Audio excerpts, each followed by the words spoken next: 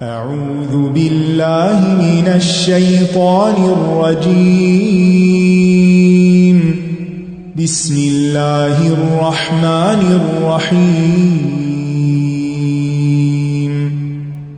الحمد لله رب العالمين. الرحمن الرحيم. مالك يوم الدين. إياك نعبد وإياك نستعين.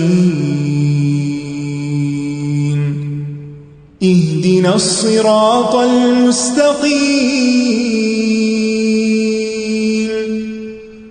صراط الذين أنعمت عليهم غير المغضوب عليهم ولا الضالين.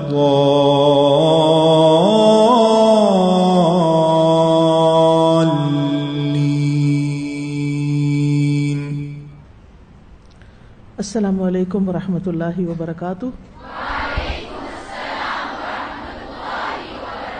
کیا حال ہے سب کا؟ الحمدللہ. یہ بتائیے کہ کون سی ایک چیز جو کل آپ نے سیکھی اور پھر گھر جا کر پریکٹس بھی کی؟ تسبیح کرنا. الحمدللہ. شعوری طور پر کانشیسلی یاد کر کے کہ اوہ تسبیح بھی کرنا ہے ساتھ. اور پھر سبحوہ بکرۃ و اصیلا، صبح اور شام. ٹھیک ہے نا؟ خاص طور پر 100 دفعہ سبحان اللہ و بحمدہ. اور کوئی چیز اس کے علاوہ؟ الحمدللہ. یہ کہہ رہی کہ کل یہ سٹیئرز اتر رہی تھی تو بیچ میں پھر صحن آ گیا، تو عام طور پر ہم پھر خاموش ہو جاتے ہیں. سٹیئرز پہ تو سبحان اللہ اترتے ہوئے پڑھ لیتے ہیں، لیکن وہ جو فاصلہ ہے وہ خاموشی سے طے ہوتا ہے. تو انہوں نے درمیان میں پھر الحمدللہ کہنا شروع کر دیا. الحمدللہ کہ اپنے تھوڑے تھوڑے ٹائم کے جو چنکس ہیں ان کو بھی اچھے کام میں استعمال کرنا، جس سے ہم بہت بڑی بڑی نیکیاں کما سکتے ہیں. جی.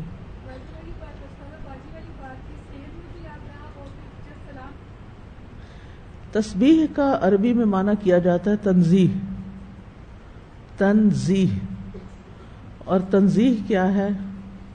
نفی الکمال، یعنی کمال میں نفی ہونا، یعنی کسی کمی کا شکار ہونا، عیب اور نقص کا. چلیے ہم شروع کرتے ہیں. باتیں تو بہت ہیں لیکن پھر ہم نے اس کو پورا بھی کرنا ہے. نحمدہ ونصلی علی رسولہ الکریم. اما بعد فاعوذ باللہ من الشیطان الرجیم. بسم اللہ الرحمن الرحیم. رب اشرح لی صدری ویسر لی امری واحلل عقدۃ من لسانی یفقہوا قولی. الحمد للہ رب الارض ورب السماء. خلق آدم وعلمہ الاسماء. لا الہ الا اللہ وحدہ لیس لہ انداد ولا اشباہ ولا شرکاء. تمام قسم کی حمد اللہ کے لیے ہے جو زمین کا رب ہے اور آسمان کا رب ہے، جس نے آدم علیہ السلام کو پیدا کیا اور ان کو ناموں کا علم سکھایا. اللہ کے سوا کوئی معبود برحق نہیں، وہ اکیلا ہے، اس کا کوئی ہمسر نہیں اور نہ ہی اس کے کوئی مشابہ ہے اور نہ ہی اس کا کوئی شریک ہے. نحن نقص عليك أحسن القصص بما أوحينا إليك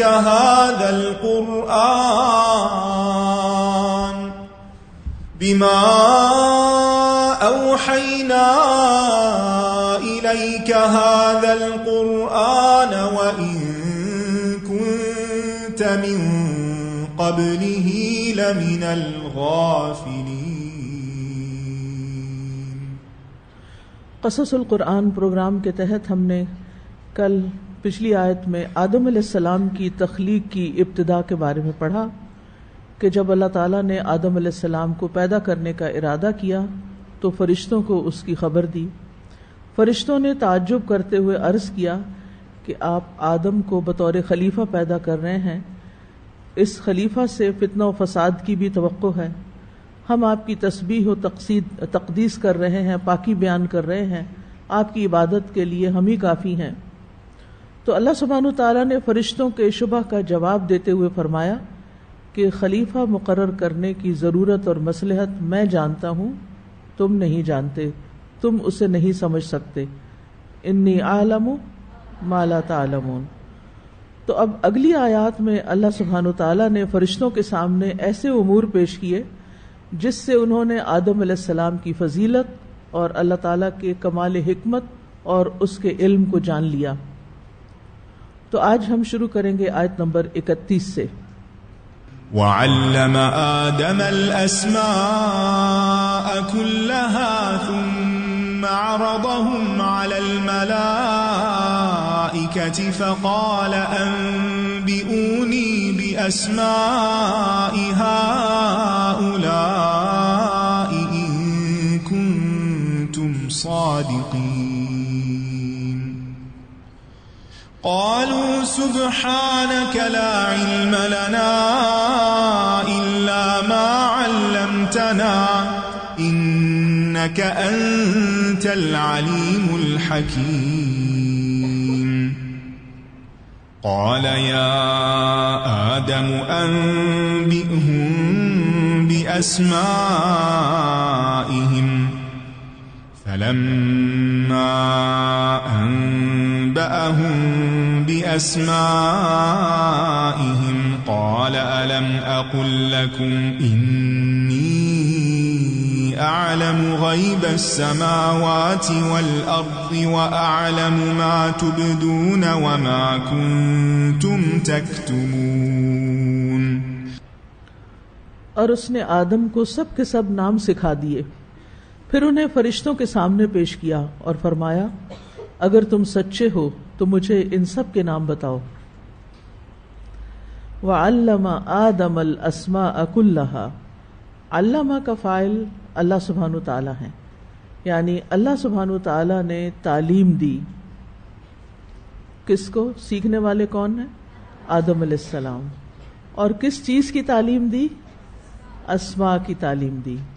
کتنے اسماء کی؟ کلہا، سارے کے سارے۔ تو یہ اللہ سبحانہ تعالیٰ کا انسان پر، ابو البشر آدم علیہ السلام پر بہت بڑا فضل و کرم ہے کہ اس نے اسے وہ سکھایا جسے وہ جانتا نہ تھا۔ وَعَلَّمَكُمْ مَا لَمْ تَكُونُوا تَعْلَمُونَ۔ انسان علم کے ساتھ درجات حاصل کرتا ہے۔ انسان کی عزت اور انسان کا شرف علم کے ساتھ ہے۔ اللہ سبحانہ وتعالیٰ نے اسے سب سے بہترین چیز سے نوازا، اور یہی وہ چیز تھی جس نے ابو البشر آدم علیہ السلام کو فرشتوں سے ممتاز الگ کر دیا تھا۔ اب سوال یہ پیدا ہوتا ہے کہ آدم علیہ السلام کو کس قسم کا علم دیا گیا، کس کے نام سکھائے گئے؟ اس میں متعدد آراء ہیں۔ ایک یہ ہے کہ یہ چیزوں کے نام تھے۔ کون سی چیزوں کے نام؟ ان تمام چیزوں کے نام جو وہاں حاضر اور موجود تھیں، کیونکہ اللہ سبحانہ وتعالیٰ نے فرمایا فرشتوں سے انبئونی باسماء ہؤلاء، یعنی جو چیزیں وہاں نظر آ رہی تھیں ان چیزوں کے نام تھے، یا پھر ان چیزوں کے نام تھے جن کی اس وقت آدم علیہ السلام اور ان کے بیٹوں کو ضرورت تھی۔ ابن عباس کہتے ہیں کہ اس سے مراد یہی نام ہیں جو لوگوں میں متعارف ہیں، مثلا انسان، حیوان، زمین، آسمان، پہاڑ، تری، خشکی، گدھا وغیرہ۔ اور صحیح بات یہی ہے کہ آدم علیہ السلام کو ان تمام اشیاء کے نام، ان کی صفات اور افعال سکھائے گئے تھے۔ یہ ابن عباس کی رائے ہے جو ابن کثیر نے پیش کی ہے، تفسیر ابن کثیر میں ہے، اور اسی کو راجح رائے کہا جاتا ہے۔ اس کے علاوہ بھی کچھ اقوال ہیں، جیسے بعض کہتے ہیں کہ انہیں فرشتوں کے نام سکھائے گئے کہ یہ جبریل ہیں، یہ اسرافیل ہیں، یہ فلاں فرشتے ہیں، یہ فلاں، یعنی جو فرشتوں کے نام تھے۔ ایک اور رائے یہ ہے کہ ان ناموں سے مراد آدم علیہ السلام کی ذریت کے نام، یعنی ان کے سب بچوں کے نام، اولاد آدم کے نام۔ ایک اور رائے یہ ہے کہ آدم علیہ السلام کو تمام زبانیں سکھائی گئی تھی، یعنی صرف ایک زبان میں ہی نام نہیں بتائے گئے بلکہ زبانوں کا علم بھی دیا گیا تھا۔ علماء کہتے ہیں کہ تمام زبانیں توقیفی ہیں، اللغات التوقیفیہ، یعنی الہامی ہیں، اللہ نے سکھائی ہیں، اور یہ دراصل علم آدم علیہ السلام کو سب سے پہلے دیا گیا تھا۔ لیکن اصل بات پھر یہی ہے کہ یہ سب آراء ہیں۔ اللہ سبحانہ تعالیٰ نے خود ناموں کی تفصیل ہمیں نہیں بتائی کہ وہ کیا نام تھے، اس لیے ناموں کی بحث میں پڑھنے کی بجائے اصل بات کی طرف توجہ کرنی چاہیے اور اس کے بارے میں دیکھنا چاہیے کہ اللہ تعالیٰ دراصل سکھانا کیا چاہتے تھے، ہمیں کیا بتانا چاہتے ہیں، کیونکہ ان چیزوں کے بارے میں جاننے یا نہ جاننے سے ہمارا کوئی نقصان نہیں، یعنی وہ کسی کے بھی نام ہوں، بس اتنا ہی کافی ہے کہ وہ نام تھے، اسم تھے، اسم کی جمع اسماء ہوتی ہے۔ تو اصل چیز ان واقعات میں نصیحت ہے، غور و فکر کرنا ہے، سبق لینے ہیں۔ اب یہ بھی سوال کیا گیا کہ یہ نام سکھائے کیسے گئے، یعنی آدم علیہ السلام کیا بیٹھے ہوئے تھے یا ان کے ہاتھ میں کوئی کتاب تھی، یا پھر ان کو کس طریقے سے سکھائے گئے؟ انہوں نے تلقی کے ذریعے یہ لیے یا اللہ تعالیٰ نے ان کے دل میں ڈال دیے، ان کو الہام کر دیے؟ تو یہاں تعلیم سے مراد علامہ ہے نا، تو تعلیم سے مراد تلقین بھی ہو سکتی ہے، یعنی اللہ تعالیٰ نے ان کے دل میں یا ذہن میں یہ بات ڈال دی تھی اور ان کو ناموں کے بارے میں شناخت کرا دی گئی اور ان کے ذہن اور حافظے میں محفوظ کر دیا گیا، اور جس وقت انہیں بتانے کی ضرورت پڑی تو انہوں نے اپنے ذہن اور حافظے سے وہ نام بتا دیے۔ تو جب اللہ تعالیٰ نے آدم علیہ السلام کو یہ حکم دیا وَعَلَّمَ آدَمَ الْأَسْمَاءَ كُلَّهَا ثُمَّ عَرَضَهُمْ عَلَى الْمَلَائِكَةِ، نام اللہ تعالیٰ نے آدم کو سکھائے، سوال کس سے کیا؟ فرشتوں سے، پھر انہیں فرشتوں کے سامنے پیش کیا، انہی چیزوں کو یا انہی لوگوں کو۔ فَقَالَ أَنبِئُونِي بِأَسْمَاءِ هَؤُلَاءِ، فرمایا کہ مجھے ان چیزوں کے نام بتاؤ، ان کنتم صادقین، اگر تم سچے ہو۔ یعنی فرشتوں کا امتحان ہو گیا، ان سے سوال کیا گیا، اور ان کا امتحان کیوں ہوا؟ کیونکہ ان کے ذہن میں ایک سوال تھا کہ آدم کو زمین کی خلافت کے لیے کیوں بنایا جا رہا ہے، کیوں پیدا کیا گیا؟ تو آدم علیہ السلام کلام کرنے لگے، ناموں کی خبر دینے لگے، اور اس طرح ایک امتحان میں کامیاب ہو گئے جس میں فرشتے کامیاب نہیں ہوئے تھے۔ اور اس سے یہ پتہ چلتا ہے کہ زمین کی خلافت کے لیے علم کا ہونا بے حد ضروری ہے، اور یہ علم الاسماء جو ہے یہ کوئی دین کا علم نہیں تھا، بلکہ یہ ایک طرح سے آپ کہہ سکتے ہیں محتاط الفاظ میں کہ یہ دنیا کا علم تھا، دنیاوی چیزوں کا علم تھا جو انسان کی ضرورت سے متعلق ہیں۔ اور پھر یہ اللہ تعالیٰ نے اس کا خود آغاز کیا، خود سکھائے، اور یہ اللہ تعالیٰ کی بہت بڑی رحمت ہے۔ اگر آدم علیہ السلام کو یہ تعلیم نہ دی جاتی تو ہم اس کے وارث کیسے بنتے؟ اور اگر ہم ان چیزوں کے نام نہ جانتے ہوتے، اگر اللہ ہی نہ ڈالتا دل میں، تو ہم تو گائے بھینس کی طرح ہی ہوتے۔ ان کی بھی زبان ہے، وہ بھی کچھ نہ کچھ بولتے ہیں، لیکن ان کو نہیں پتہ ہی ان کے آس پاس چیزوں کے نام کیا ہیں، وہ اس دنیا کو نہیں پہچانتے۔ اور ہمارے لیے دنیا میں رہنا کتنا مشکل ہو جاتا، یعنی اس کا اندازہ مجھے اس وقت ہوا جب 2017 میں مجھے چائنا جانے کا اتفاق ہوا۔ وہاں ایک لفظ بھی کہیں انگریزی کا نہ لکھا ہوا ملتا ہے نہ کوئی بولتا ہے. رستوں یعنی سڑکوں کے نام، سائن بورڈز، علاقوں کے نام، ہر چیز چائنیز زبان میں ہے. تو انسان کو یوں محسوس ہوتا ہے جیسے آپ بالکل کورے جاہل انسان ہیں، کچھ بھی نہیں آتا، کسی چیز کا نام نہیں آتا، آپ کچھ بھی نہیں پڑھ سکتے، آپ ٹوٹلی ان پڑھ ہیں کیونکہ جانتے ہی کچھ نہیں. چائنا تو دور کی بات ہے. کچھ سال پہلے ہمیں مردان جانے کا اتفاق ہوا. جس گھر میں ہم ٹھہرے ان کی میڈز پشتو بولتی تھی، ان کو اردو کا ایک لفظ نہیں آتا تھا. اس وقت شام میری گود میں تھا تو ہمیں دودھ چاہیے تھا، تو گھر والے ذرا آرام کر رہے تھے، صبح صبح کا وقت تھا تو کچن میں میڈز ہی تھیں. اب ہم نے ان کو ہر چیز بتائی کہ ہمیں دودھ چاہیے، لیکن انہیں کچھ سمجھ نہیں. وہ کبھی کوئی چیز اٹھا کے دیتے، کبھی کوئی چیز اٹھا کے دیتے، کبھی کوئی چیز.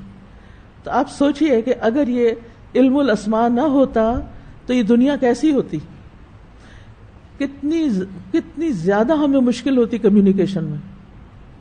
اور جتنے جتنے نام چیزوں کے پتہ ہوتے ہیں، بس پھر وہ نام ہی لینے کی ضرورت ہوتی ہے، اشارہ ہی کافی ہوتا ہے اور کام ہو جاتا ہے. مثلا اگر آپ نے کسی کو بھیجنا ہو گروسری کرنے کے لیے اور کچھ منگوانا ہو اور نام ہی نہ پتا ہو آپ کو، اور نہ اس کو پتا ہو اور نہ دکاندار کو پتا ہو، دنیا کا نظام ایک دن نہیں چل سکتا، بہت ہی مشکل ہوتی ہے. کہتے ہیں کہ نبی صلی اللہ علیہ وسلم نے اپنی مختلف استعمال کی چیزوں کے بھی نام رکھے ہوئے تھے. آپ کی 7 زرہیں تھیں. زرہ کو تو پتہ ہے نا، زرہ جنگی لباس جو ہوتا ہے. ایک کا نام تھا ذات الفضول، ذات الوشاح، ذات الاحواشی، سعدیہ، فضہ، بطر اور خرنق. یہ زروں کے نام تھے. آپ کے پاس 6 کمانیں تھیں. کسی ایک کا نام بتا دیں. 6 کمانیں تھیں آپ کے پاس. کمان کا پتہ ہے؟ پہلے تو کمان ہی پتا ہو نا. تیر کمان ہوتی ہے. زورا، وجا، صفرا، بیدا، کثوم. پھر ڈھالوں کے بھی نام تھے، زلوق اور فتق. آپ کے پاس 9 تلواریں تھیں، ان سب کے نام تھے. ماثور، عزب، ادب، وہ جو ایک آپریشن ہوا تھا نا، عین، ضاد اور با، وہ اسی نام پہ رکھا گیا. ذوالفقار، قلعی، بتار، حنف، دسوب، مخزم، قضیب. اسی طرح آپ کا حربہ، اس کا بھی نام تھا نبعہ. آپ کے پاس عقاب نام کا سیاہ پرچم تھا. آپ کے پاس کن نام کا ایک خیمہ تھا. ممشوق نام کا عصا بھی تھا. آپ کے امامہ کا نام سحاب تھا. ایک برتن کا نام غرا تھا. گدھے کا نام یہ تو پتہ ہی ہے نا، سب کو پتہ ہے نا؟ نہیں، کوئی ایک بندی تو بول ہی پڑے. افیر نام تھا آپ کے گدھے کا. ابو طلحہ کے گھوڑے کا نام مندوب تھا. ابو درداء کے اونٹ کا نام دمون تھا. جنت کے دروازوں کا بھی نام ہے. ایک دروازے کا نام یہ سب کو آتا ہے الحمدللہ، ریان تھا. اس سے کیا پتہ چلتا ہے؟ یعنی سب سے پہلے اللہ تعالیٰ نے نام سکھائے، اور رسول اللہ صلی اللہ علیہ وسلم کی سنت سے کیا پتہ چلتا ہے کہ آپ نے اپنے استعمال کی جو سب سے اہم ترین چیزیں تھیں ان کے نام رکھے ہوئے تھے. مثلا آپ کے گھر میں یہ تلواریں دیوار پہ لٹکی ہوئی ہوتی تھی، یہ اسلحہ موجود تھا. اور اب اگر آپ نے کسی ایک مخصوص تلوار کو اتروانا ہے، کسی کو کہنا اپنے غلام کو کہ یہ اتار دو، اچھا ہم ہو تو کیا کہیں گے؟ وہ جو ہے نا، وہ جو نمبر 1 2 3 4 پہ جو ہے نا، وہ مجھے اتار کے دو. یعنی کس طرح کی زندگی ہم جیتے ہیں نا. تو اسی لیے ہمارے وقت میں برکت نہیں ہوتی، کیونکہ ہم لمبی چوڑی باتیں کرتے ہیں. ہمارا کمیونیکیشن کا انداز، بات کرنے کا، کنوے کرنے کا، دوسرے کے سمجھنے کا، اس میں اتنا بڑا گیپ ہے جس کی وجہ سے ریلیشن شپ بھی خراب رہتے ہیں اور فرسٹریشن بھی بہت ہوتی ہے. اور کاموں میں تیزی بھی نہیں آتی. تو اب آپ سوچ سکتے ہیں کہ آپ اپنی کس چیز کا نام رکھ سکتے ہیں. جی ہاں ابھی سوچنا شروع, بالکل کم از کم ہم الہدا میں کچھ دروازوں کے نام رکھ لیں. کچھ افسوس کے ساتھ یہ کہنا پڑتا ہے کہ ہم نے جو کورسز کے نام رکھے ہیں وہ بھی بولتے ہوئے ہمیں تکلیف ہوتی ہے. اچھا بھلا نام ہے تعلیم القرآن, جس کو بھی آپ بتائیں گے وہ خوش ہوگا کہ میں تعلیم القرآن سیکھ رہی ہوں. TQ کس کو پتا. اب اس سفر میں مجھے اتنی تکلیف ہوئی, میں مختلف جگہوں پر جب گئی تو میں کسی سے ملتی تو پوچھتی آپ کیا کر رہی ہیں, تو کہتی میں پتہ نہیں TDPC کر رہی ہوں, پتہ نہیں یہ کیا ہے. پھر وہ پوچھتی ہے کیا چیز ہے, وہ کہتی ہے تعلیم دین, پتہ نہیں صبح کا شام کا اور پتہ نہیں کون کون سا نمبر, اتنا لمبا اس کو بنایا ہوا ہے. آپ سمپلی کہہ سکتے ہیں مثلا میں الہدا اسلام آباد سے تعلیم القرآن کا کورس کر رہی ہوں کیا, اور اندر تو یہ سارا کچھ بتانے کی ضرورت نہیں.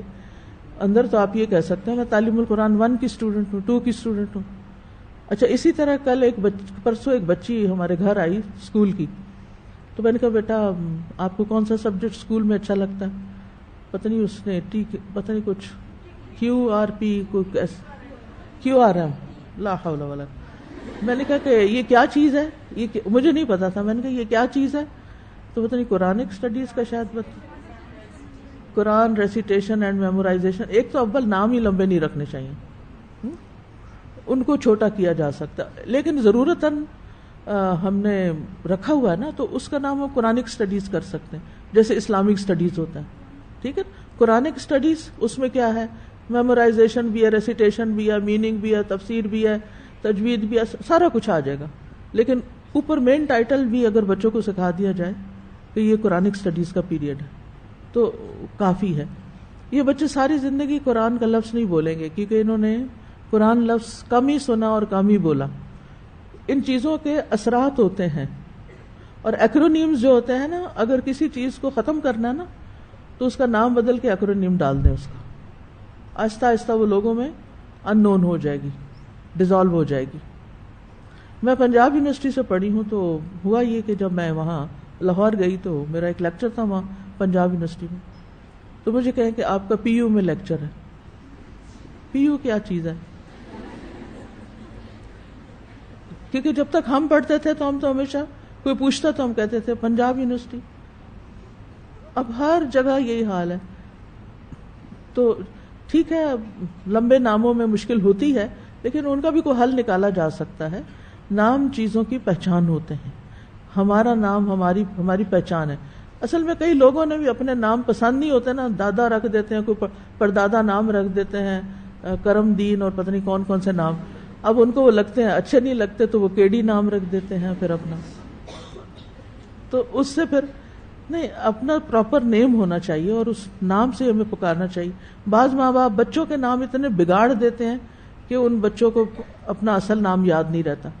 تو یہ ہمارے دین کا حصہ ہے, صحیح نام رکھنا اور صحیح نام پکارنا اور کمیونیکیشن کو آسان بنانا. اور اس کی تعلیم خود اللہ تعالیٰ نے دی ہے. تو جس کی تعلیم اللہ سبحانہ وتعالیٰ دے اس علم کو کیسا علم سمجھنا چاہیے, معمولی. بعض اوقات ہمارے اسٹوڈنٹس کا یہ ذہن بن جاتا ہے کہ اب ہم نے قرآن پڑھ لیا ہے, قرآن کی تعلیم حاصل کر لی, اس لیے اب اس کے بعد مجھے کوئی دنیا کی تعلیم نہیں پڑھنی, مجھے نہیں پڑھنی. یہ مشکل ہوتی ہے. قرآن پڑھنے میں تو ایک روحانی قوت ہوتی ہے, ایک مزہ آتا ہے, ایک خوشی ہوتی ہے. اب ماں باپ کہتے ہیں کہ تمہیں اس کے بعد یہ پڑھنا ہے, اب ہمارے اوپر تو پانی پڑ جاتا ہے کہ یہ تو بہت مشکل کام ہے.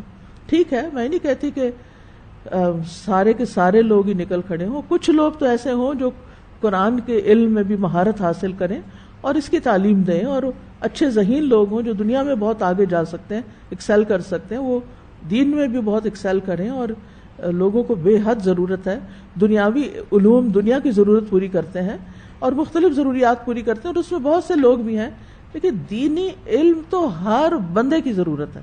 بعض اوقات لوگ کہتے ہیں یہ دین پڑھ کے آپ کریں گے کیا, اس کا تو کوئی فیوچر ہی نہیں ہے, یا اس کا تو کوئی وہ ہے ہی نہیں, اسکوپ نہیں ہے.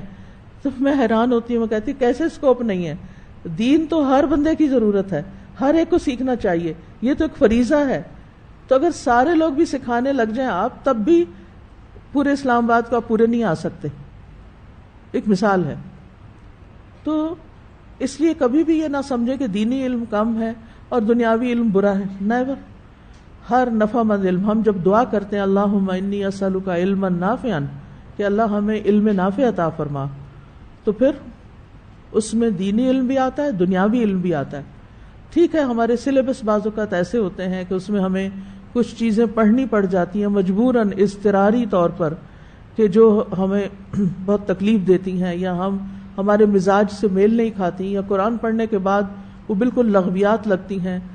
جیسے اردو پوئٹری ہے مثلاً، جو عام طور پر عشق و عاشقی کی شاعری ہے، عجیب سی لگتی ہے، کیونکہ جب انسان اللہ سے محبت کرنا سیکھ لیتا ہے تو پھر اس کے بعد دوسری محبتیں چیپ سی لگتی ہیں، اس طرح کی باتیں کرنا. تو لیکن ٹھیک ہے، اس سے انسان وکیبلری سیکھتا. اپنی نیت درست کر لے. ہم وکیبلری سیکھ رہے ہیں، ہم ایکسپریشن سیکھ رہے ہیں، ہم بہت سے اور فائدے ہو سکتے ہیں. اب عربی میں بھی، ایون عربی زبان میں آپ کو ماسٹرز آپ کر ہی نہیں سکتے جب تک آپ دور جاہلیت کی شاعری نہیں پڑھتے. اور دور جاہلیت کی شاعری بہت رچ ہے، اور اس کا پڑھنا اس لیے بھی ضروری ہے کہ پھر قرآن کی آپ کو قدر آتی. کیونکہ دور جاہلیت میں جو شعر لکھے جاتے تھے ان کی اصل جو اسٹرینتھ تھی وہ شعر و شاعری تھی. ہر بات وہ شعر و شاعری میں کرتے تھے، اور جس قبیلے کا جو شاعر اسٹرانگ ہوتا تھا وہ قبیلہ بہت اسٹرانگ ہو جاتا. وہ اس دور کا میڈیا تھا. تو وہ شعر و شاعری جو تھی اس کے میلے لگتے تھے، اور جو سب سے اعلیٰ شعر ہوتے تھے ان کو سونے کے پانی سے لکھ کے خانہ کعبہ میں لٹکایا جاتا تھا، اور ہر عمرت حج کرنے والا آ کر ان شعروں کو یاد کر لیتا اور واپس جا کے اپنے اپنے علاقوں میں اس کو پھیلا دیتا تھا. تو یہ اس دور میں کمیونیکیشن کا ذریعہ تھا اور چیزوں کو ڈسپرس یعنی کہ پھیلانے کا. تو اس میں بھی جو امرؤ القیس کی شاعری ہے اس میں بعض اوقات اتنی فحش باتیں ہیں کہ آپ کے لیے پڑھنا دوبر ہو جاتا ہے. لیکن اب کیا کیا جائے، اس کے بغیر آپ امتحان پاس نہیں کر سکتے، آپ کو پڑھنی. تو کچھ چیزیں ناگوار بھی ہوتی ہیں، اب وہ سسٹم کا حصہ ہیں. اب جب پہیا گھومتا ہے تو ساری چیزیں اس کے ساتھ ہی گھومیں گی نا. اب ہم اس کو الٹا نہیں چلا سکتے، الا یہ کہ آپ کے پاس اتنی فورس ہو کہ آپ اس کا آلٹرنیٹ لے کر آئیں، جو کہ ایک ٹائم لگتا ہے. سلیبس ری ڈیزائن کرنا اور پھر اس کو عام کرنا اور لوگوں تک پہنچانا، یہ ہر ایک کے بس کی بات نہیں ہوتی. تو اس کے لیے پھر ایکسپرٹیز چاہیے ہوتی ہیں، کیونکہ آپ قوم سے کھیل نہیں سکتے. لوگوں کے فیوچر سے، بچوں کے مستقبل سے آپ کو کھیلنا نہیں چاہیے، ان کو سالڈ نالج دینا چاہیے. تو بہرحال کہنے کا مطلب یہ ہے کہ ہمیں پراپر نیمز آنے چاہیے، ملکوں کے نام آنے چاہیے. اب اگر ہم بچوں کو مثلا سکھاتے ہیں اور جغرافیہ سکھاتے ہیں، بچوں کو بعض اوقات بہت بورنگ لگتا ہے. میں نے تو اپنے بچوں کو چھوٹے چھوٹے ہوتے ہی بڑے بڑے نقشے لا کے گھر میں ان کو ماؤنٹ کروا کے رکھ دیا تھا ان کے آگے، کہ اس میں سے بتائیں یعنی کھیلیں، یعنی دنیا کے نقشے پہ بیٹھ کے کھیلیں کہ کون سی چیز کہاں ہے. تو وہ پڑھ پڑھ کے وہ پورا جغرافیہ آ جاتا ہے کہ کہاں کون سی چیز کہاں ایگزسٹ کرتی. آج اگر نام لیں تو لوگ کہتے ہیں یہ ہے کہاں. ابھی ریسنٹلی میرے ساتھ یہی ہوا، میں نے کسی جگہ کا نام لیا تو وہ ان کو سمجھ نہیں آئی کہ میں کیا بات کر رہی ہوں. تو مسلمانوں کے علوم میں کام پیچھے نہیں ہونا چاہیے، لیکن علوم کی ہے اسم، ناموں کا علم. اور آپ دیکھیں کہ بچوں کو بھی جب سکھاتے ہیں تو ورڈز پہلے سکھاتے ہیں نا، یعنی جب ان کو پڑھنا لکھنا آتا ہے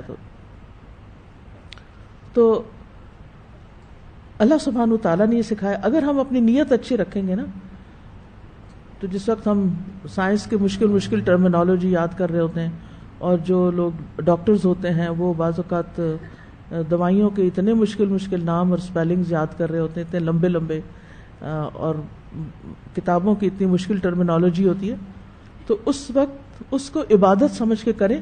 کیا سوچ کر کہ اللہ سبحانہ تعالیٰ نے ساری چیزوں کے نام سکھائے تھے، اور ان ناموں کو سیکھے بغیر ہم آگے نہیں بڑھ سکتے. یہ آگے بڑھنے کے لیے ضروری ہے، فرض کے درجے میں، اور ہر ایک اپنے اپنے فیلڈ سے متعلق. ٹھیک ہے، یعنی کہ پوری دنیا کی چیزوں کے نام آپ سیکھ لیں. اپنے علم سے متعلق جو چیزیں ہیں ان کے بارے میں بہرحال آپ کو پتہ ہونا چاہیے. جیسے اگر آپ علوم الحدیث یا حدیث کورس کی اسٹوڈنٹس ہیں اور آپ علوم الحدیث پڑھ رہے ہیں تو آپ کو حدیث کی جتنی بھی قسمیں ان سب کے نام آنے چاہیے. وہ ٹرمز آپ کو زبانی یاد ہونی چاہیے کہ کہیں وہ ٹرم استعمال ہو تو آپ فوراً آپ کو پتا ہو کہ کس چیز کی بات ہو رہی ہے. صحیح کیا ہے, ضعیف کیا ہے, حسن کیا ہے, حسن لغیری کیا ہے, حسن لذاتی کیا ہے. تو یہ اسی طرح علوم القرآن ہے, باقی علوم بھی ہیں, فقہ ہے. تو بہرحال ثم عرضهم علی الملائکہ, پھر اللہ تعالیٰ نے ان کو فرشتوں کے سامنے پیش کیا, فرشتوں کا امتحان لینے کے لیے ان کو چیلنج کیا کہ وہ بتا سکتے ہیں کہ نہیں. اب یہاں ارادہا کی بجائے ارادہم ہے, ٹھیک ہے, اسماء کلہا کہا اور پھر ارادہم کہا. کیوں؟ اس سے کیا بات پتہ چلتی ہے؟ اس سے یہ پتہ چلتا ہے کہ جو نام سکھائے گئے تھے ان ایک اشارہ ملتا ہے کہ اس میں ذوی العقول بھی تھے اور غیر ذوی العقول بھی تھے. ذوی العقول کون ہے؟ جیسے فرشتے, انسان, اور غیر ذوی العقول حیوان, جمادات, نباتات وغیرہ, یہ سب کچھ. تو آدم علیہ السلام کو جو نام سکھائے گئے تھے اور اللہ تعالیٰ نے فرشتوں کے سامنے جو مخلوقات اور چیزیں پیش کی تھی ان میں سے کچھ ذوی العقول تھی اور کچھ غیر ذوی العقول تھی. تو صیغہ تبلیغ کی کو سامنے رکھتے ہوئے یعنی غالب ذوی العقول غالب ہیں غیر ذوی العقول پر, تو اس لیے ارادہم کہا. اب ایک اور چیز ہے, کیسے پیش کیا, اس کے بارے میں ہمیں کچھ نہیں بتایا گیا کہ پیش کرنے کا طریقہ کیا تھا. یہ ایک غیبی بات ہے, بس ہم ایمان لاتے ہیں کہ پیش کیا گیا. اب اگر وہ گدھے گھوڑوں کے نام تھے یا اور ان چیزوں کے نام تھے تو کیا وہ ساری چیزیں سامنے لا کے دکھائی گئیں, یا کیا طریقہ تھا, یا ان کے امیجز دکھائے گئے, یا کس طرح پیش کیا گیا, اللہ عالم. ٹھیک ہے. فقال انبئونی باسماء ہؤلاء ان کنتم صادقین.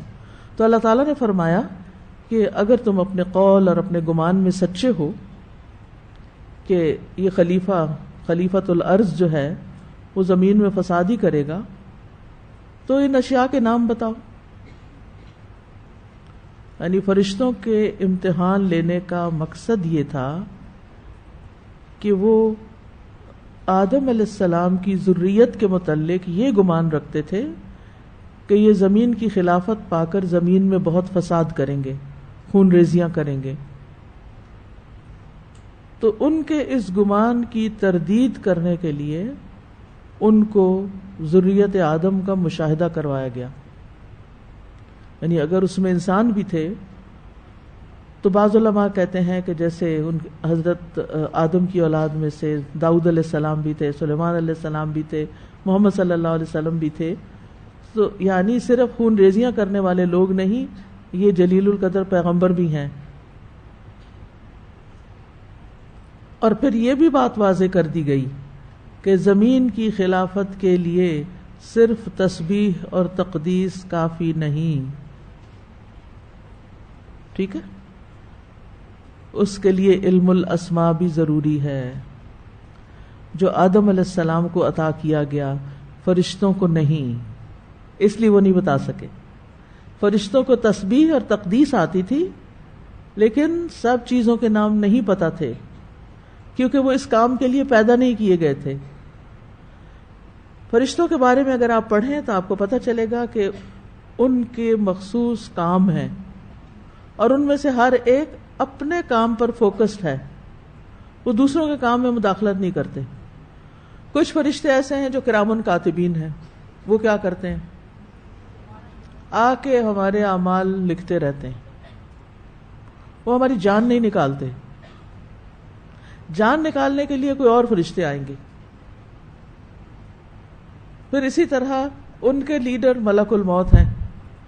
ٹھیک ہے, تو مختلف یعنی یہ مثال ہے, اور بھی آپ فرشتوں کی تفصیلات پڑھیں تو اسرافیل علیہ السلام جو صاحب السور ہیں, وہ صرف اور صرف کس پہ توجہ کیے ہوئے ہیں, سور پہ. جب سے وہ پیدا ہوئے ان کو سور دے دیا گیا ہے کہ جس دن اللہ کا حکم آئے گا تو آپ نے سور میں پھونک مار دینی ہے اور دنیا کو ختم کر دینا ہے. وہ عرش کی طرف نگاہیں ٹکائے ہوئے ہیں، سور کو سامنے رکھے ہوئے ہیں اور صرف اشارے کے منتظر ہیں کہ کب اللہ تعالیٰ کا حکم ہوتا ہے. وہ اتنے فوکسڈ ہیں، انہیں سے کوئی غرض نہیں لوگ کیا کر رہے ہیں. لیکن کچھ فرشتے ایسے ہیں جو عرش اٹھائے ہوئے ہیں، تسبیح بھی کر رہے ہیں اور اس کے ساتھ ساتھ زمین والوں کے لیے استغفار بھی کرتے ہیں، انسانوں سے محبت بھی کرتے ہیں. کچھ فرشتے ایسے ہیں کہ جو علم کی مجالس میں حاضر ہوتے رہتے ہیں. ٹھیک ہے، تو ان فرشتوں کے متعدد کام ہیں اور ہر ایک اپنے کام میں مشغول ہے اور اس کا علم اس کے کام تک محدود ہے. ان کی اسپیشلائزیشن اسی فیلڈ میں ہے، باقی چیزوں کو وہ نہیں جانتے. تو اس سے کیا بات سیکھنے کو ملتی ہے کہ ہر ایک کو ہر چیز سیکھنے کی ضرورت نہیں ہوتی. چونکہ آدم علیہ السلام تو ابو البشر تھے اور تمام انسانوں کے باپ تھے، اس لیے ان کو سارا کچھ دے دیا گیا. اور پھر یہ بات بھی کہ اگر آپ دنیا میں کچھ کرنا چاہتے ہیں تو آپ کے پاس دنیاوی علوم میں ایکسپرٹیز ہونی چاہیے، آپ کے پاس پختہ علم ہونا چاہیے، اس میں ایکسل کرنا چاہیے، اس میں آگے جانا چاہیے. اور امت مسلمہ اس وقت اپنے اس فریضے سے غافل ہے. ٹھیک ہے، تو ہمارے دین میں دین اور دنیا الگ الگ نہیں ہے، یہ بات سمجھ لیجئے. دین کا کام دنیاوی فائدے کے لیے کریں گے تو کیا ہوگا؟ دین کا کام دنیاوی فائدے کے لیے کریں گے تو کیا ہوگا؟ قبول نہیں ہوگا، کوئی فائدہ نہیں ہوگا اس کا آپ کو. اور دنیاوی کام دین کے فائدے کے لیے کریں گے تو کیا ہوگا؟ عبادت بن جائے گا. ہے نا مزے کی چیز؟ آپ دنیا کی کوئی ڈگری لے رہے ہیں لیکن دین کے فائدے کے لیے، اور ساتھ اپنی نماز روزہ اپنے فرائض پورے کر رہے ہیں، تسبیح بھی کرتے رہتے ہیں، سب کچھ کرتے رہتے ہیں. لیکن آپ کا کوئی خاص فیلڈ اللہ نے آپ کو اس کے لیے پیدا کیا. آپ ایک بہت ہی قابل ڈاکٹر ہیں اور مریضوں کے ساتھ بات چیت کرتے ہیں، پیار کرتے ہیں، محبت کرتے ہیں اور ان کو ساتھ ساتھ اللہ سے جوڑتے چلے جاتے ہیں. آپ کی تبلیغ یہی ہے، آپ ان کو دوہرا فائدہ پہنچا رہے ہیں.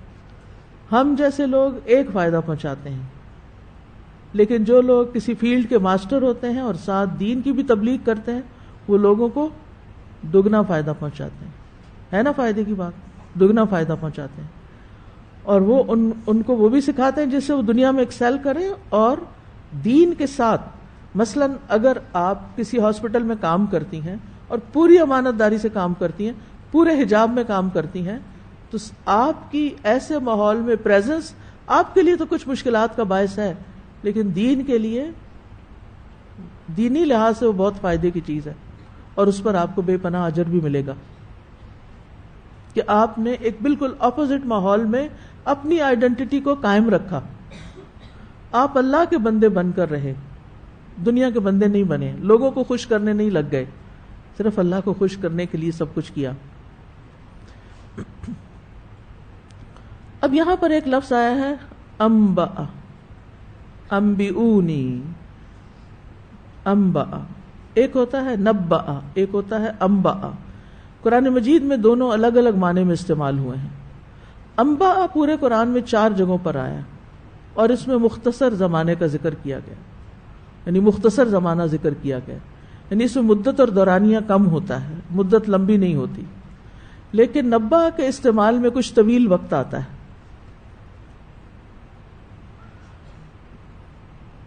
نبا قرآن مجید میں 46 جگہوں پر آیا، انبیونی انبا 4 جگہوں پر آیا.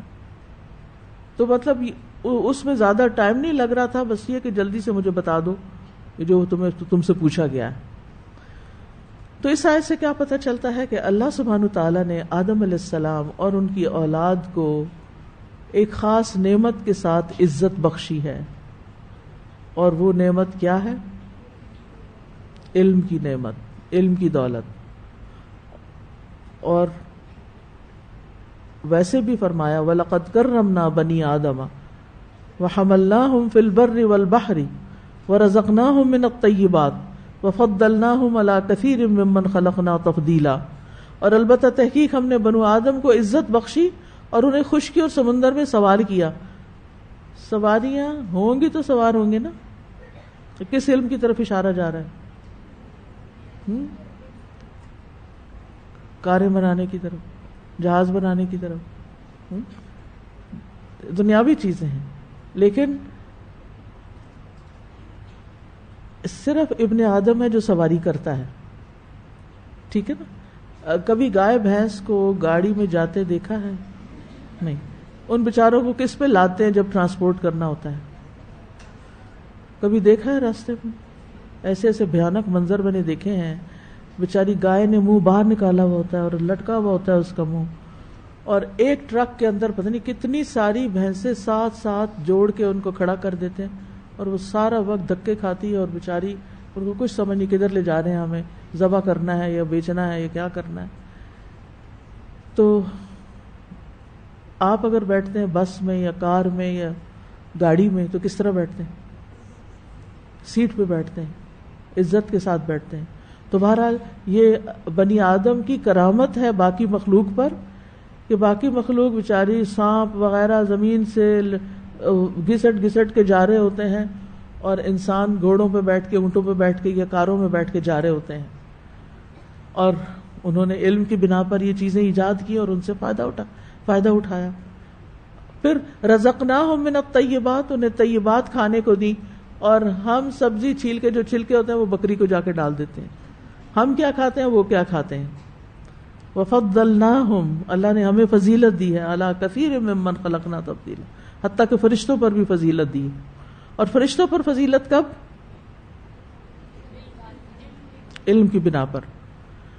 تو اولاد آدم کے اس شرف میں تمام اولاد شامل ہے. بنی آدم پوری کی پوری، خواہ مسلمان ہو یا نان مسلم، امیر ہو یا غریب ہو، کالا ہو گورا ہو، ترقی یافتہ ہو ترقی پذیر ہو، مذکر ہو مؤنث ہو، بس یہ دو ہی ہوتے ہیں.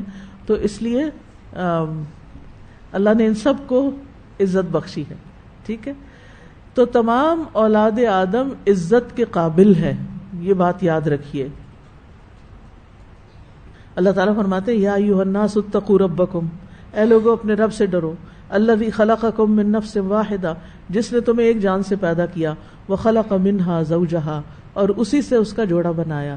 وبث منہما رجالا کثیرا ونساء، اور اس نے ان دونوں کے ذریعے جو اولاد پیدا ہوئی زمین میں بہت سے مرد اور عورتیں پھیلا دیے. ٹھیک ہے. کیا پھیلائے؟ مرد اور عورتیں. تو ہم یا مرد ہیں یا عورتیں ہیں. جو تیسرا جینڈر ہوتا ہے جو درمیان کا، اس کے اندر بھی یا عورتوں والی خصوصیات زیادہ ہوتی ہیں یا مردوں والی ہوتی ہیں. ٹھیک ہے. ہمیں بلی اور کوا نہیں بنایا، کیونکہ آج کے دور میں کچھ لوگ اپنے آپ کو بلی سمجھتے ہیں، اور اس سے بڑا کوئی جھوٹ نہیں. اللہ نے آپ کو انسان پیدا کیا، آپ بلی بنے ہوئے. میں نے شاید پہلے بھی آپ کو بتایا ہو، کینیڈا میں ایک بچہ ہے، اس کا نام ہے کرو محمد. وہ اپنے آپ کو کوا سمجھتا ہے، مسلمان بچہ ہے. پتہ نہیں دماغ میں کیا خلل آ گیا کہ میں کرو ہوں، کوا ہوں. تو اللہ سبحانہ تعالیٰ نے کووں کے اوپر کس کو فضیلت دی ہے؟ انسانوں کو.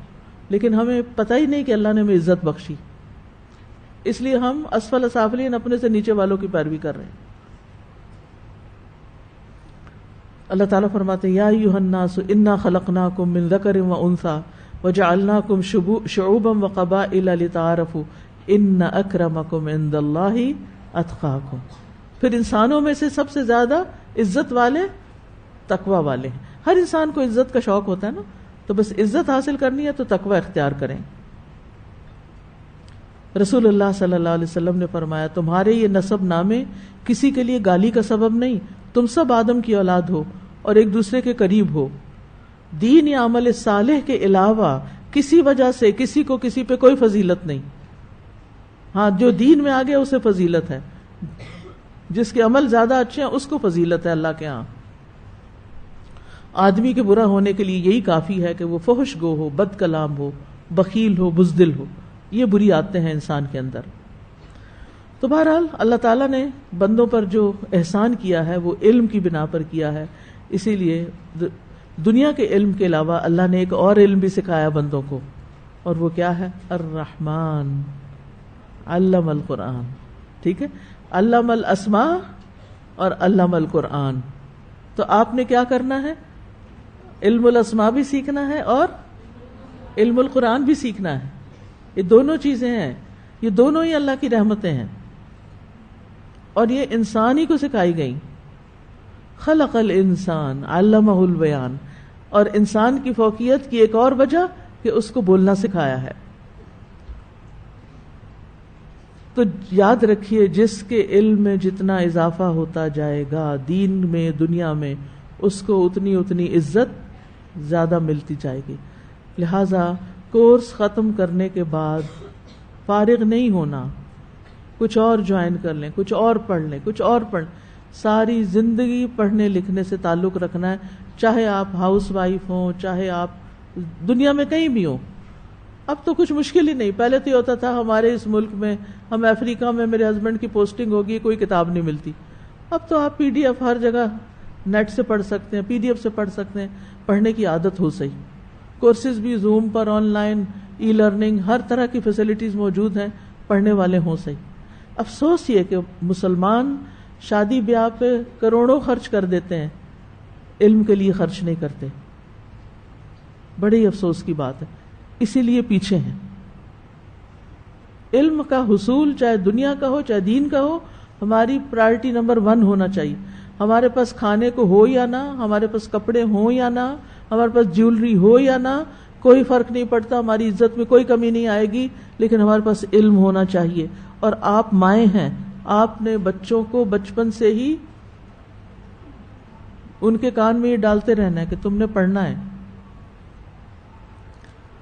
اور جب بھی وہ سمجھ جائیں.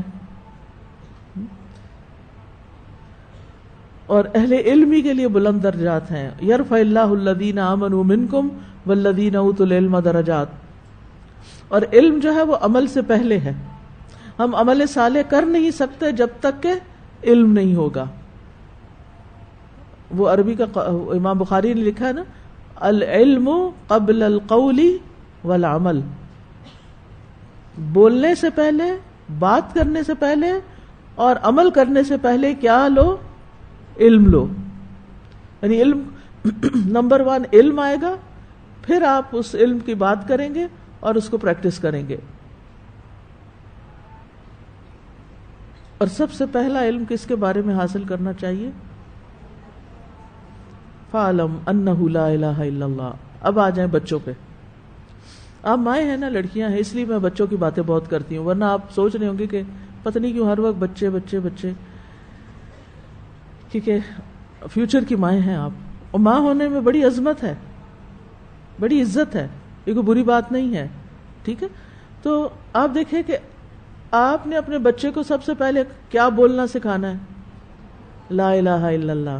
ٹھیک ہے، جو ہی ذرا سا بھی ہوش سنبھالے گا نا، وہ کہے گا یہ کیا ہے، یہ کیا ہے، یہ کیا ہے. ہر چیز کے سوال کرے گا یہ کیا ہے. وہ افعال نہیں پہلے بولتا، وہ پہلے کیا بولتا ہے؟ اسماء. کیونکہ الہام ہوئے میں نا، پہلے اسی طرف جاتا ہے. بچوں کی ووکیبلری میں جتنا ہو سکے اضافہ کریں. وہ مائنہ بنے جو کہیں میرا سر نہ کھاؤ، ہر وقت پوچھتے رہتے یہ کیا یہ کیا. اگر آپ کو نہیں پتا، ڈھونڈیں، سرچ کریں کہ اس نے سوال کیا، مجھے اس کا جواب آنا چاہیے، اور یہ آپ کے لیے سیکھنے کا ذریعہ بن جائے گا. ٹھیک ہے، ماں جتنا کچھ بچے کو سکھا سکتی ہے نا، کوئی دنیا کا اور بندہ نہیں سکھا سکتا. اور یہ بالکل پہلے 2 سال جو ہوتے ہیں نا، وہ اسپونج کی طرح ہوتے ہیں، جو ڈالتے جاؤ وہ اندر جذب کرتا جائے گا کرتا جائے گا. ایک وقت آئے گا کہ پھر وہ ٹپکنا شروع ہو جائے گا، پھر وہ بولنا شروع ہو جائے گا، پھر وہ بتانا شروع ہو جائے گا. تو 2 کام کرنے یاد رہیں گے، یہ نصیحتیں لکھ لیں کہیں.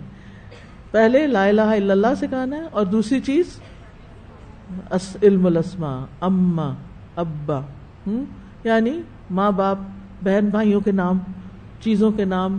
گھر کی کوئی چیز نہ ہو جس کا نام نہ آتا ہو. میں نے جب یونیورسٹی میں یہاں آ کے پڑھانا شروع کیا تھا، اسلامک یونیورسٹی میں، تو میری اپائنٹمنٹ عربک کی لیکچرر کے طور پر ہوئی تھی، پہلی اپائنٹمنٹ. اس وقت ابھی میں نے PhD نہیں کی تھی، تو مجھے عربی لینگویج سکھانی تھی، کیونکہ اس میں سال کا لینگویج کا کورس ہوتا تھا، پھر وہ اپنا فیلڈ سلیکٹ کرتے تھے، جو اصول الدین میں یا شریعہ میں یا لاء میں جہاں بھی جانا ہوتا تھا، اور اس میں پاکستانی اسٹوڈنٹس بھی تھے اور دوسرے اسٹوڈنٹس بھی، ہر طرح کے اسٹوڈنٹس. تو اردو نہیں وہاں بول سکتے تھے، عربی ہی بولنی ہوتی تھی. میں صرف چند دنوں میں بچیوں کو عربی لکھنا، بولنا، پڑھنا سکھا دیتی تھی. اور میں شروع کہاں سے کرتی تھی؟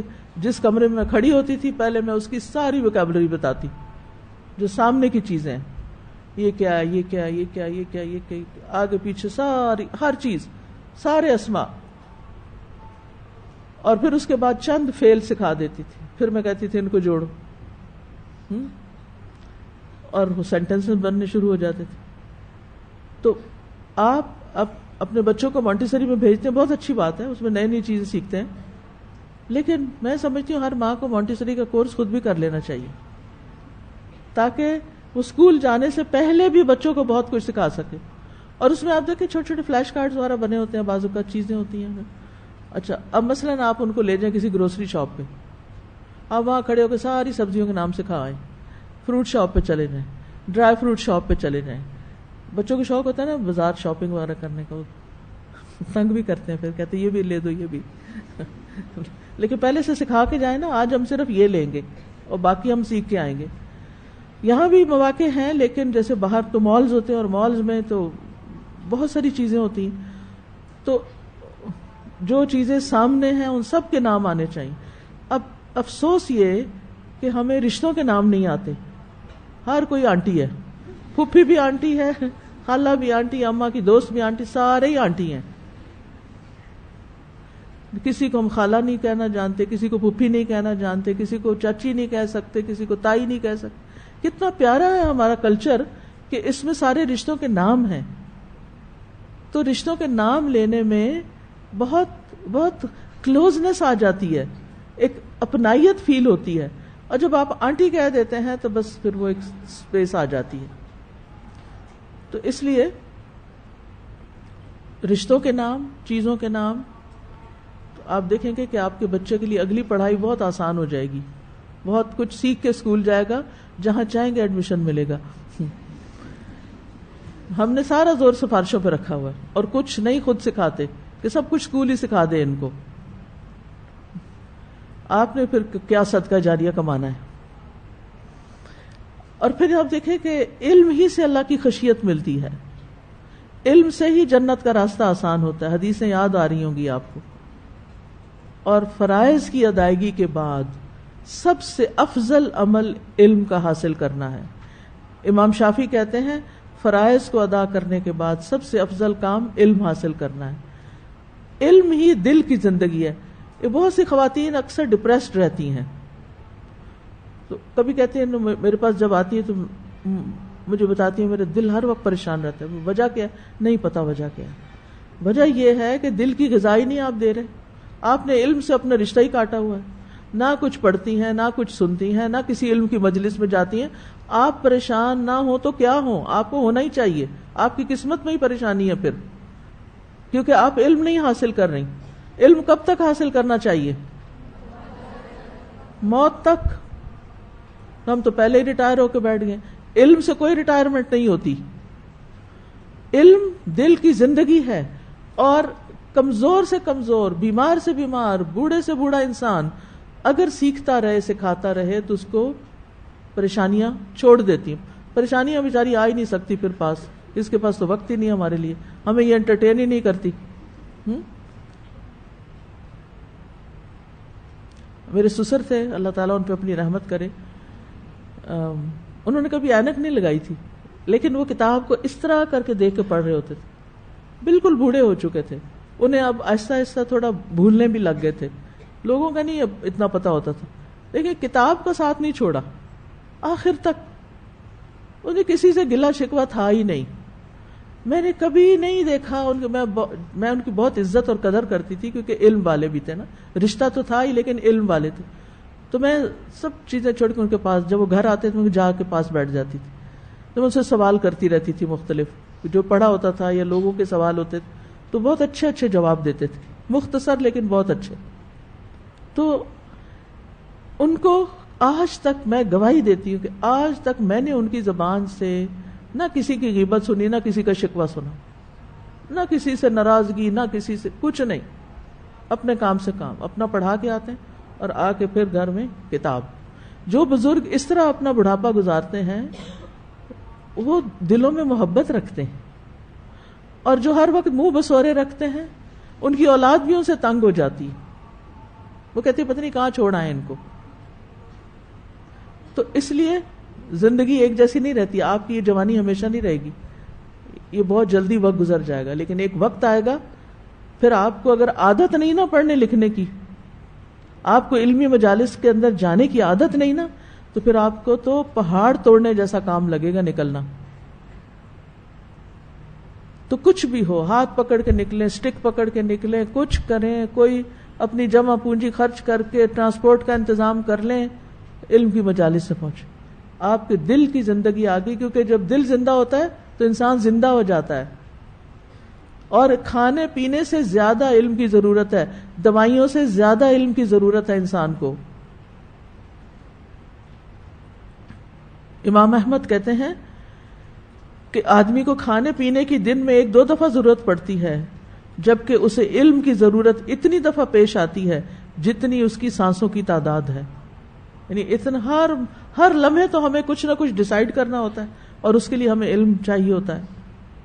ابن قیم کہتے ہیں اللہ تعالیٰ نے دلوں کے لیے علم کو ایسے بنایا جیسے زمین کے لیے بارش بنائی. تو جس طرح زمین کی زندگی بارش کے بغیر نہیں ہو سکتی، اسی طرح دل کی زندگی علم کے بغیر نہیں ہو سکتی. ابن قیم کہتے ہیں علم سے محبت کرنا خوش نصیبی کی علامتوں میں سے ہے. یعنی خوش قسمت انسان ہے وہ جس کو علم سے محبت ہو، اور علم سے نفرت کرنا بدبختی کی علامتوں میں سے ہے. یعنی علم سے نہیں، مجھ سے نہیں پڑھا جاتا، مجھ سے نہیں، میں نے نہیں پڑھنا، یہ بدبختی ہے انسان کی. وہ کسی کام کا انسان نہیں جس کو علم کا شوق نہیں. شیخ الاسلام ابن تیمیہ کہتے ہیں ایمان اور علم کی نعمت کے سوا دنیا کی کوئی اور نعمت آخرت کی نعمت کے مشابہ نہیں. یعنی یہ جنت کی نعمتوں میں سے ہے. ابن قیم کہتے ہیں اگر علم حاصل کرنے میں اللہ رب العالمین کے قرب اور عالم میں ملائکہ سے مل جانے کے علاوہ کوئی اور بات نہ بھی ہوتی تو اتنا ہی شرف اور فضیلت کافی ہے کہ دنیا اور آخرت کی عزت اسی کے ساتھ معلق ہے، لٹکی ہوئی ہے، اسی کے ساتھ مشروط ہے. علم کے راستے میں فوت ہونا کیسا ہے؟ حسن خاتمہ کی علامت ہے. حافظ ابن عبد البر کہتے ہیں جو شخص علم حاصل کرتے ہوئے فوت ہو گیا تو یہ اچھے خاتمے کی علامات میں سے ہے، کیونکہ یہ ایک عظیم کام والے عظیم اطاعت کے کام پر فوت ہوا ہے. آپ میں سے کچھ لوگوں نے میری والدہ کو دیکھا ہوگا، ماشاءاللہ 78 ایئرز کی تھی اور ایک کے بعد ایک کورس جوائن کر لیتی تھی، اور آخری دن بھی یعنی بیمار ہونے سے ایک دن پہلے بھی وہ کلاس میں تھی. علم کا شوق ان کو لگ گیا اپنے بڑھاپے میں. تو اب اس زمانے میں ایسا تو نہیں ہوتا کہ انسان بہت فٹ ہوتا ہے اور بہت پرفیکٹ ہوتا ہے، اور بہت ساری مشکلات ہوتی ہیں، بیماریاں اور کمزوریاں، لیکن انہوں نے کسی چیز کو آڑے نہیں آنے دیا. آخر تک کلاسز اٹینڈ کرتی رہی اور نوٹس بھی بناتی تھیں اور سیکھتی بھی تھیں اور پھر پوچھتی بھی تھیں کہ میں نے تو، مجھے کبھی کہتے فرحت دیکھو میں نے تو ابھی یہ بات پڑھی ہے اور میں نے تو یہ کیا ہی نہیں ہے، تو اب کیا کروں. تو مجھے اتنی خوشی ہوتی تھی کہ جو پڑھ رہی ہیں پھر وہ ساتھ کرنا بھی چاہتی، کیونکہ علم کو عمل کی نیت سے ہی پڑھنا چاہیے اور فائدہ پہنچانے کی نیت سے. کیونکہ علم نافع جو ہے وہ زندگی میں تو فائدہ دیتا ہے، مرنے کے بعد بھی دیتا ہے. کیونکہ جب انسان فوت ہو جاتا ہے تو جو چیزیں صدقہ جاریہ بنتی ہیں ان میں سے ایک علم نافع ہے، یا نیک اولاد جو انسان کے لیے دعا کرتی ہے، یا وہ مال جو انسان خیر کے رستے میں لگاتا ہے. یہاں یہ بات بھی یاد رکھیں کہ شیطان لوگوں کو علم حاصل کرنے سے روکتا ہے، اس کو مشکل بنا دیتا ہے. علامہ ابن الجوزی کہتے ہیں جان لو کہ ابلیس کا لوگوں پر سب سے پہلا دھوکہ یہ ہے کہ وہ ان کو علم سے روکتا ہے، کیونکہ علم نور ہے. پھر جب وہ ان کے علم کے چراغوں کو بجھا دیتا ہے تو ان کو اندھیروں میں جیسے چاہے ٹھوکریں لگواتا ہے. یعنی جب انسان علم کے راستے پہ چلتا ہے مشکلات تھوڑی آتی ہیں، لیکن پھر کیا ہوتا ہے، انسان اگر ثابت قدم رہے تو روشنی میں آ جاتا ہے. ابن حبیرہ کہتے ہیں شیطان کی چالوں میں سے یہ ہے کہ وہ اللہ کے بندوں کو قرآن کے غور و فکر سے، تدبر سے نفرت دلاتا ہے، کیونکہ وہ جانتا ہے کہ غور و فکر کی صورت میں ہدایت حاصل ہو جائے گی، اور ہدایت مل گئی تو بس پھر میرے ہاتھ سے نکل گیا یہ۔ علم سے محرومی کی 6 وجوہات ہوتی۔ نمبر 1، علم سے متعلق سوال چھوڑ دینا، سوال نہ کرنا۔ دوسری وجہ خاموش نہ رہنا، کان نہ لگانا، توجہ سے نہ سننا۔ تیسری وجہ فہم کی خرابی، کوئی بات سمجھ کے نہ دینا، سمجھ نہ آنا۔ چوتھی وجہ حفظ نہ کرنا، یعنی نہ لکھنا اور نہ بعد میں جا کے اس کو ریوائز کرنا۔ پانچویں وجہ اس کی نشر و اشاعت نہ کرنا، اس کی تعلیم نہ دینا۔ تو جو علم کا ذخیرہ کرتا ہے اور اسے پھیلاتا نہیں، اللہ اس کو علم کے بھول جانے میں مبتلا کر دیتا ہے، اور یہ پورا پورا بدلہ ہے۔ مثلا آپ کی شادی ہوئی، آپ کو سسرال سے گولڈ ملا، آپ کو امی کی طرف سے ملا، آپ نے سارا لے جا کے لاکر میں رکھ دیا۔ اب نہ اس کو آپ پہنتے ہیں، نہ اس کو آپ دیکھتے ہیں، بس وہ لاکر میں بند ہے۔ کوئی فائدہ ہے ایسی جیولری کا جس پہ ہر سال صرف آپ زکوٰۃ دے رہے ہیں؟ اسی طرح آپ نے ایک کورس کیا، دوسرا کیا، سارا کچھ دل میں رکھ کے لاک کر دیا، لاکر میں۔ اب وہ نہ کسی کو سکھاتے ہیں، نہ کچھ بتاتے ہیں، نہ کچھ خرچ کرتے ہیں، کوئی فائدہ؟ بخیل انسان تو ویسے اللہ کا ناپسندیدہ انسان ہوتا ہے، چاہے مال میں ہو چاہے علم میں ہو۔ تو بہرحال آدم علیہ السلام کو وہ علم دیا گیا جو خلافت کے لیے ضروری تھا، کیونکہ کامیاب خلیفہ کے لیے 2 چیزوں کا ہونا ضروری ہے۔ نمبر 1 کہ اس کے پاس اتھارٹی ہو، اور نمبر 2 کہ اس اتھارٹی کو استعمال کرنے پر قادر بھی ہو، جو علم کے ساتھ ہی ہوتا ہے انسان۔ یعنی اتھارٹی تو ہے لیکن علم نہیں ہے، لہٰذا آپ دیکھیں کہ پھر خراب لیڈر کرتے کیا ہیں؟ جن کے پاس علم نہیں ہوتا، خود بھی گمراہ ہوتے ہیں، لوگوں کو بھی کرتے ہیں۔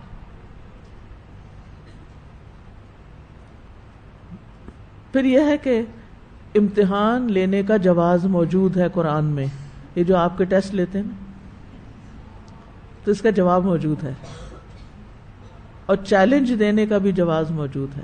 انبئونی باسماء ہؤلاء ان کنتم صادقین۔ اب فرشتوں کو تو آتا ہی کچھ نہیں تھا، پیپر بلینک، اب کیا کریں؟ غلط سلط جواب نہیں دیا۔ کچھ لوگ ہوتے ہیں وہ کہتے ہیں کچھ بھی لکھ دو، ٹیچر نے کون سا پڑھنا ہے، کچھ تو 2-4 نمبر مل جائیں گے۔ یہ دھوکہ ہوتا ہے، ایسے نہیں کبھی کریں۔ فرشتوں کا جواب سنیں، قالوا سبحانک لا علم لنا الا ما علمتنا انک انت العلیم الحکیم۔ انہوں نے کہا تو پاک ہے، ہم کچھ نہیں جانتے سوائے اس کے جو تو نے ہمیں سکھا دیا، بے شک تو خوب علم رکھنے والا، بہت حکمت والا ہے۔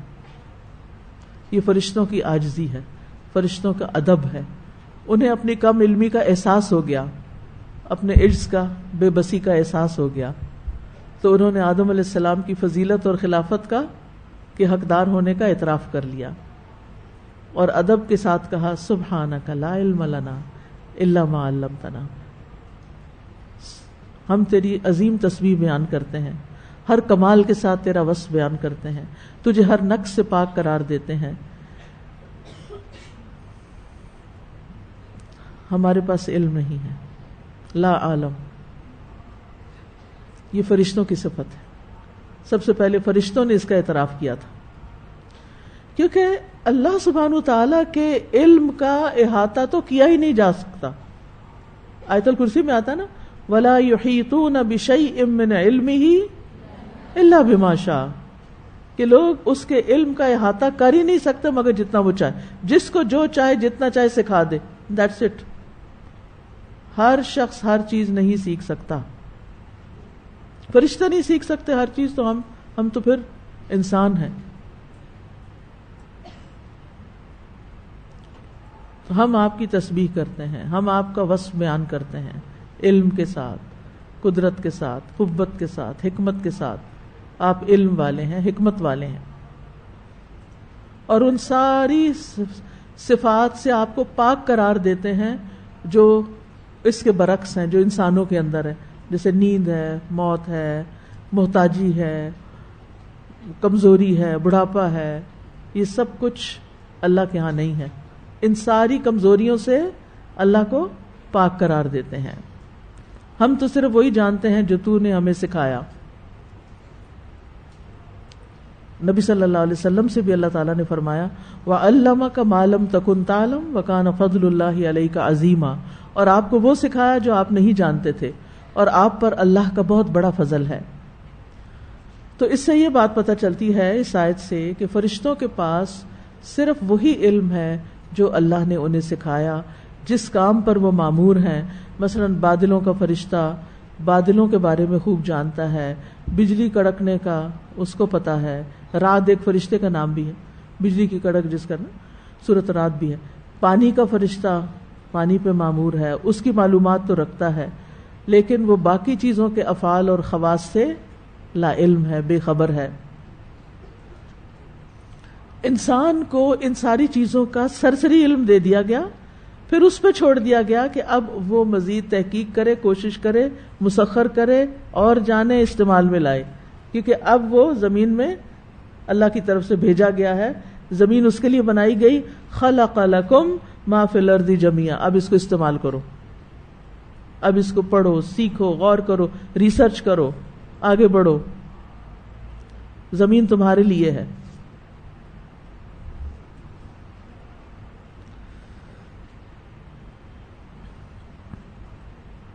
اب اس میں آپ دیکھیں کہ اللہ تعالیٰ نے انسان کو علم دیا اور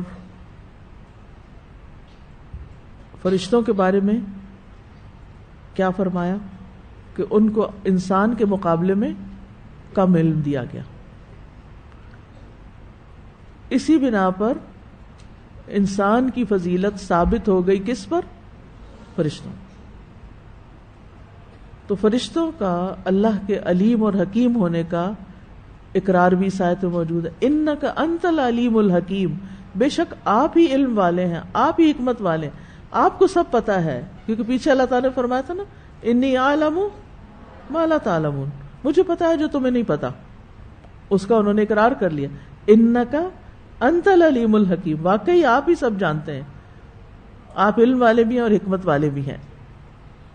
اور یہ اللہ تعالیٰ کے دونوں نام بھی ہیں. اللہ تعالیٰ ایسا العلیم ہے جس نے علم کے ساتھ ہر چیز کا احاطہ کیا ہوا ہے. پوری کائنات میں کوئی ایک چیز بھی اللہ کے علم سے چھپی ہوئی نہیں. وہ ہر چیز کو جانتا ہے، اس کے اندر باہر کو ہر چیز سے واقف ہے. اللہ کا سارا علم لکھا ہوا بھی ہے لوح محفوظ میں. یعنی اللہ تعالیٰ کے پاس تو ہے علم، لیکن وہ سارا علم جو ہے لکھا ہوا بھی ہے. قد احاط اللہ بکل شیء علما، اللہ نے علم کے ساتھ ہر چیز کا احاطہ کر رکھا ہے. نہ زمین میں، نہ آسمان میں، نہ کائنات میں کہیں کوئی ذرے برابر بھی چیز نہیں جو اللہ سے چھپی ہوئی ہو.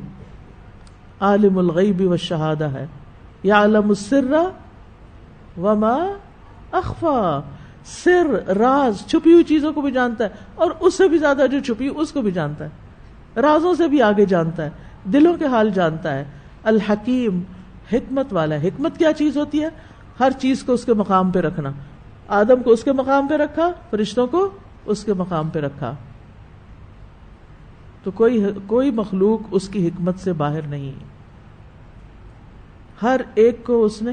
اور اسی لیے اللہ تعالیٰ کے تمام اقوال، تمام افعال، تقدیر، شریعت، سب میں حکمت ہے.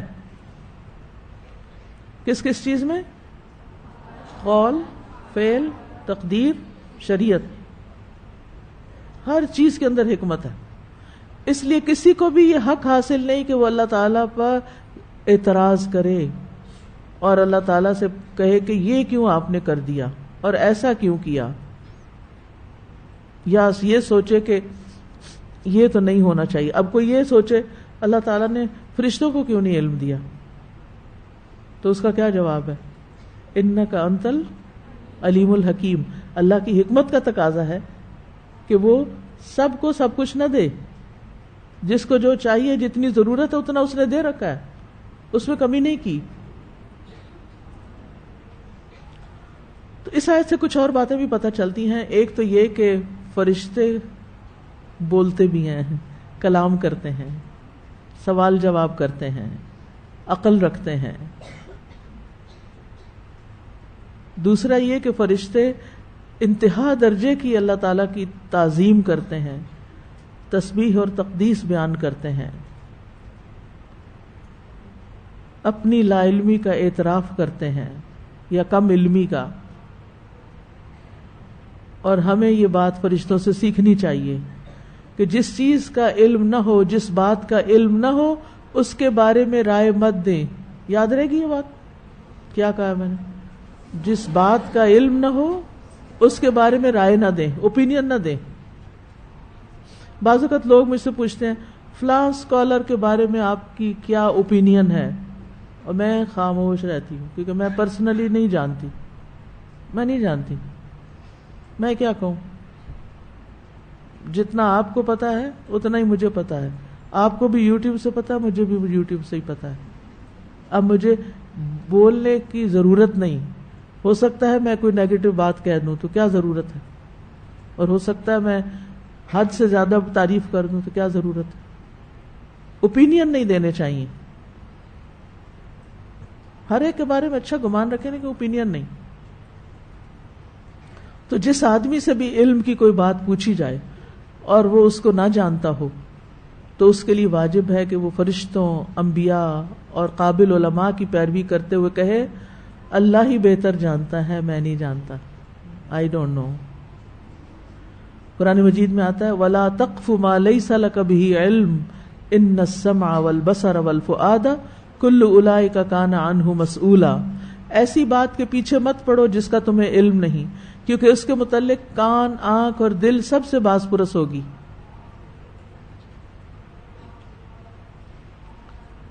مسروق کہتے ہیں کہ ایک شخص نے قبیلہ کندہ میں حدیث بیان کرتے ہوئے کہا قیامت کے دن ایک دھواں اٹھے گا جو منافقین کی سماعت و بصارت کو ختم کر دے گا, لیکن مومن پر اس کا اثر صرف زکام جیسا ہوگا. وہ کہتے ہیں کہ اس کی بات سن کے ہم بہت گھبرائے. مسروق حضرت عائشہ کے شاگرد تھے. وہ کہتے ہیں میں ابن مسعود کی خدمت میں حاضر ہوا, وہ ٹیک لگا کے بیٹھے تھے.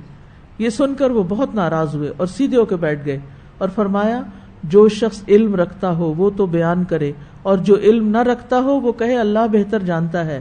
اور بے شک یہ بھی علم ہے کہ انسان جس بات کو نہ جانتا ہو تو کہہ دے میں نہیں جانتا, یہ کہنا بھی ایک علم ہے. ٹھیک ہے, تو آج کے لیے اتنا ہی کافی ہے.